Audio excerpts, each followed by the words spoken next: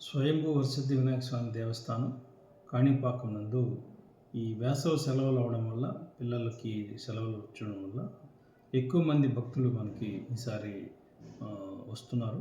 Saturday Sunday జనరల్గానే మనకి భక్తుల తాకిడి కొద్దిగా ఎక్కువ ఉంటుంది.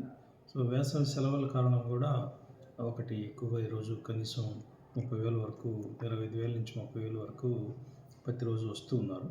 సో ఈ భక్తుల రద్దీని దృష్టిలో పెట్టుకొని ఈ వేసవి ఎండకి కూడా వారికి కొంత ఉపశమనం కలిగించడానికి మనం ప్రాపర్గా అన్ని ఏర్పాట్లు చేస్తున్నాం. ముఖ్యంగా షేడ్స్ వేయడం, నేలకి కాళ్ళు కాలకుండా దాని మీద వైట్ పెయింట్, రిఫ్రాక్టివ్ పెయింట్స్ వేసాము.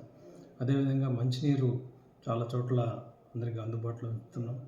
కూలింగ్ వాటర్ కూడా ఫ్రిడ్జెస్ కొన్నాం. ఈ మధ్యనే కొత్తగా ఫ్రిడ్జెస్ ఏర్పాటు చేసి కూలర్స్ పెట్టాము. ఆ కూలర్స్ నుంచి కూడా మంచినీరు సేవించి కొంత ఉపశమనం పొందుతున్నారు. అదేవిధంగా అవసరమైన చోటంతా కూడా మంచిగా ఫ్యాన్లు అవన్నీ క్యూ లైన్స్లో ఏర్పాటు చేసి ఎక్కువసేపు వెయిట్ చేస్తున్నారు కాబట్టి సుమారుగా 2 hours ఖచ్చితంగా పడుతూ ఉంది ఏ క్యూ లైన్ అయినా. సో వాళ్ళందరికీ కూడా అక్కడ వేసవి నుంచి ఉపశమనం పొందడానికి అన్ని ఏర్పాటు చేశాం.